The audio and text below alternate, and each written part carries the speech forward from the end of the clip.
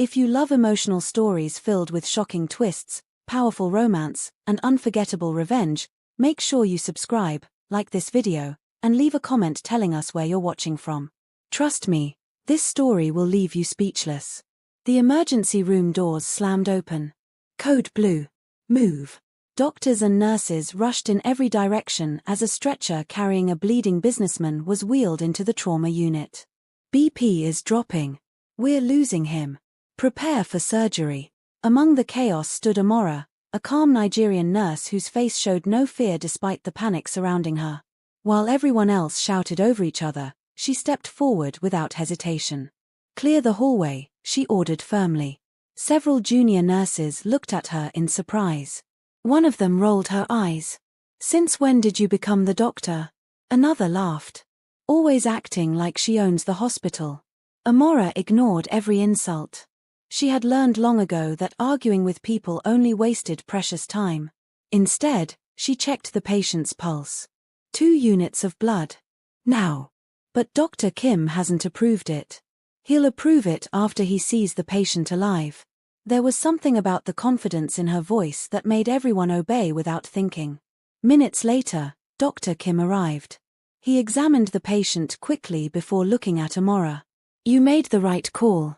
The nurses who had mocked her looked away in embarrassment. It wasn't the first time. Every single day, Amara proved herself.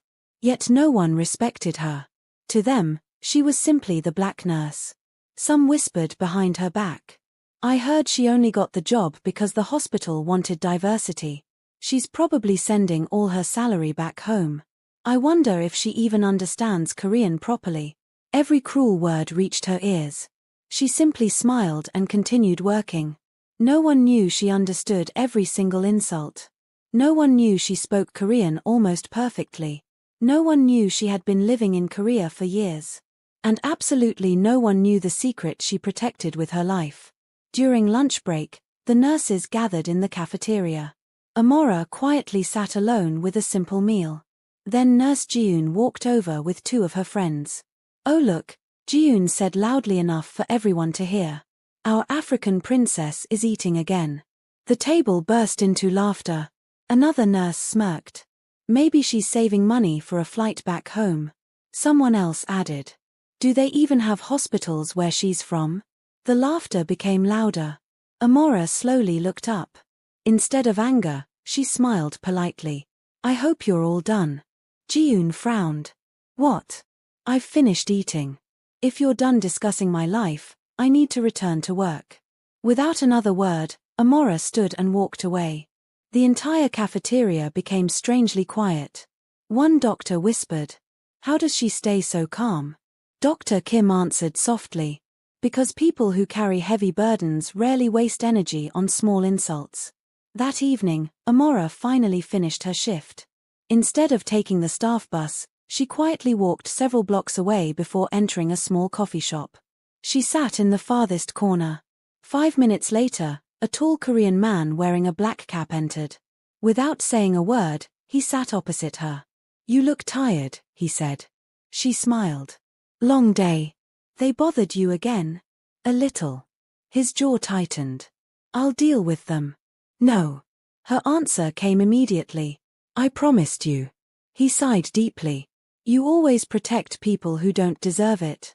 And you promised to trust me. He nodded reluctantly. For a moment, neither of them spoke. Instead, they simply enjoyed each other's company. To everyone else, they looked like an ordinary couple. They were anything but ordinary. The man's name wasn't really Daniel.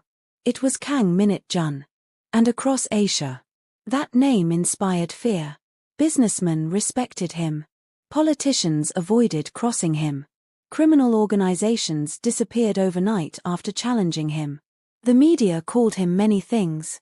The Shadow Chairman. The Silent Dragon. The Ghost of Seoul. But there was one title known only to a handful of people. The future boss of Korea's most powerful mafia family. 3 years earlier, Minit-jun had met Amara under completely different circumstances. She had saved his life after he was secretly brought into a private clinic with multiple gunshot wounds. She never asked questions. Never accepted extra money. never exposed his identity.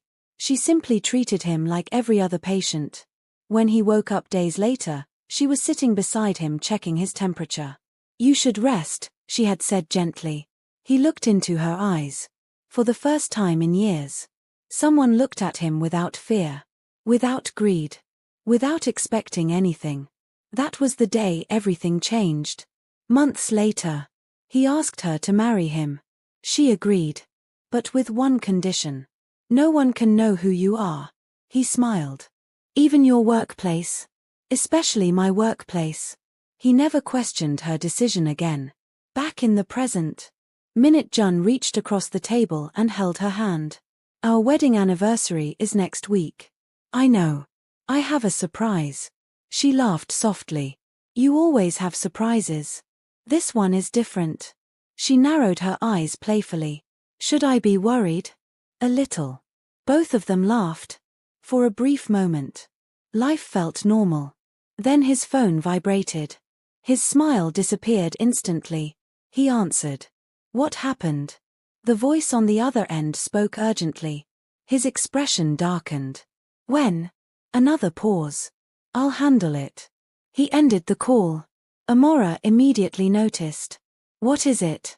"They found one of our warehouses." "Police." He slowly shook his head. "Worse." "The Black Tigers?" He nodded. Silence filled the table.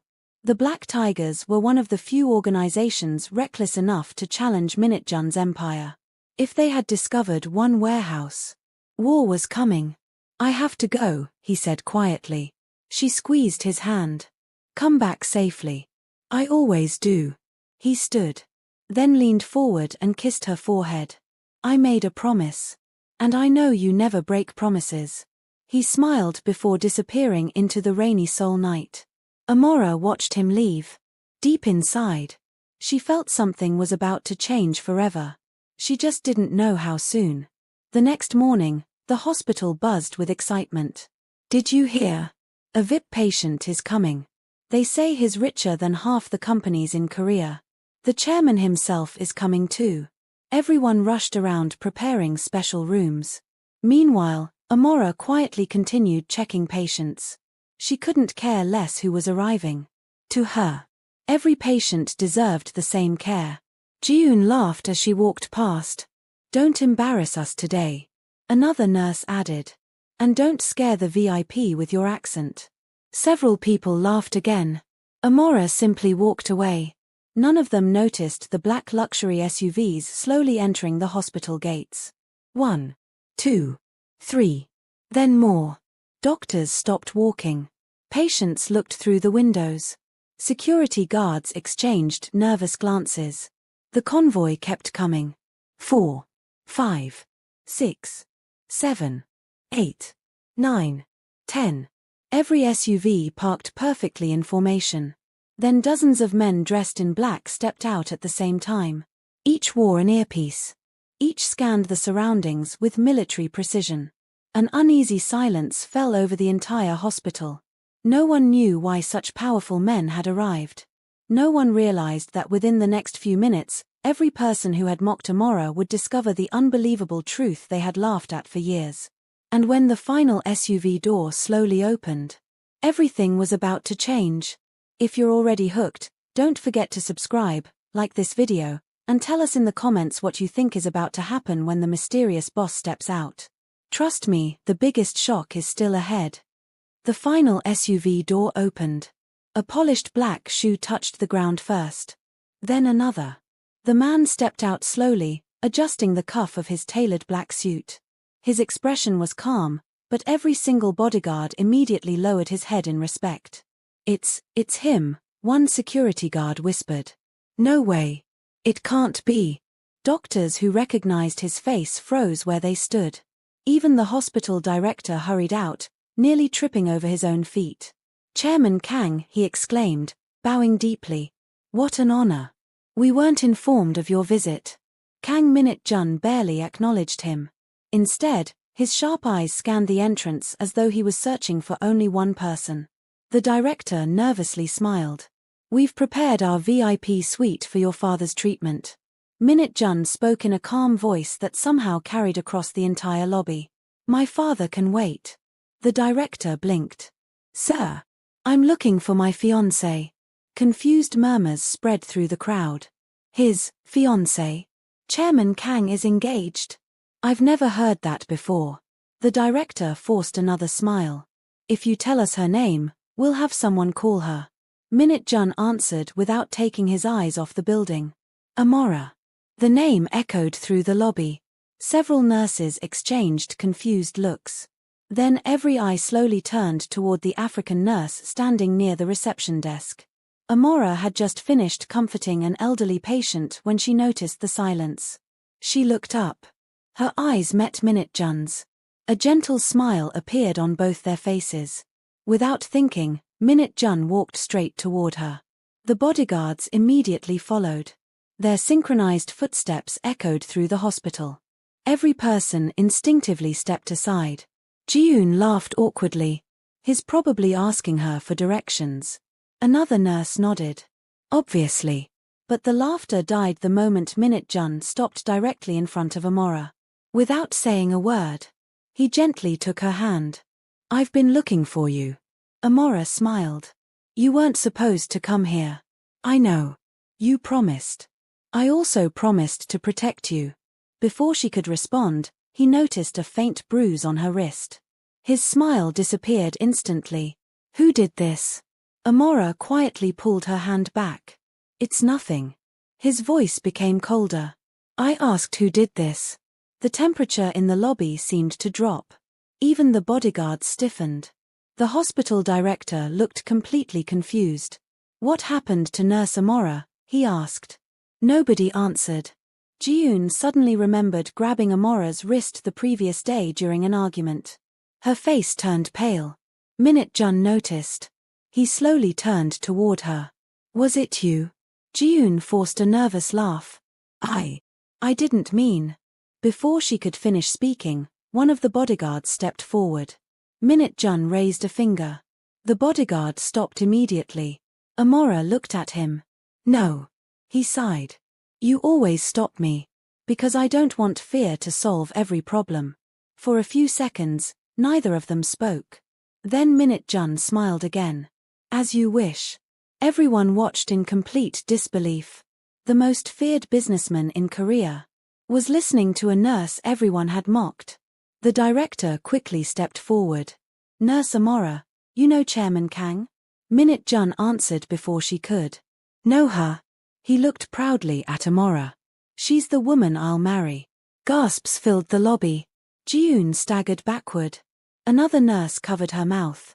Dr. Kim simply smiled to himself. So I was right, he whispered. The director nearly fainted. You're engaged. Minute Jun nodded. For 3 years. The silence became almost unbearable. Every cruel joke. Every insult. Every whisper. Everyone suddenly remembered them all. Amara looked around at her colleagues. Some couldn't even meet her eyes. Others looked ashamed. Ji-yoon finally stepped forward with trembling hands. I'm sorry. Amara looked at her quietly. For what? I judged you. You insulted me. I know. I laughed at your skin. I know. I thought. Amara gently interrupted her. You thought being African meant I was less than you. Tears filled Ji-yoon's eyes. I'm sorry. Amara remained silent for a moment before speaking. I forgave you a long time ago. Ji-yoon burst into tears. Dr. Kim shook his head in admiration. That's why she's extraordinary. The hospital director immediately bowed to Amara. Nurse Amara, please forgive us for not protecting you. She smiled gently. Please stand up. I should have stopped the discrimination. Then stop it from happening again. Her answer hit everyone harder than anger ever could. Minute Jun watched her with quiet admiration. Every single time, she chose kindness. It was the very reason he had fallen in love with her. Suddenly, one of his bodyguards approached. Chairman. What is it? We found them. His expression hardened. The black tigers? The bodyguard nodded. They've tracked us here. Amara's smile faded instantly. The hospital director looked terrified. What's happening? Before anyone could answer, the sound of screeching tires echoed outside. Another convoy arrived. This time, not luxury SUVs. Dark vans. Masked men jumped out carrying weapons. People screamed. They're armed. Run. Patients scattered in every direction. Doctors pulled children into hospital rooms. Windows shattered. The first gunshot echoed through the building. Panic exploded. Minute Jun immediately stepped in front of Amara. Stay behind me. She shook her head. My patients. No. They need help. They're targeting me. And innocent people will suffer if I hide. Without waiting for permission, Amara ran toward a little boy crying beside the entrance. A frightened mother screamed. My son. A masked attacker raised his weapon. Before he could pull the trigger, one of Minute Jun's bodyguards tackled him to the ground. The lobby erupted into complete chaos. Minute Jun fought with terrifying precision. Every movement was controlled. Every strike ended a threat. His men quickly secured one side of the hospital. Meanwhile, Amara ignored every danger around her. She treated the wounded, calmed frightened children, helped elderly patients into safe rooms. Even while bullets echoed through the building, she never stopped being a nurse. Dr. Kim watched her in disbelief. She's risking her own life. Another doctor whispered. She's saving everyone. Minutes later, police sirens echoed in the distance. The remaining attackers fled. Silence slowly returned. The hospital looked devastated. Broken glass covered the floor. Several people had minor injuries. Thankfully, no innocent life had been lost. The police commissioner walked inside. He immediately bowed respectfully to Minute Jun. We'll handle the rest. Minute Jun nodded. Then he turned toward Amara. She was kneeling beside an injured child, carefully placing a bandage around his arm. The little boy smiled.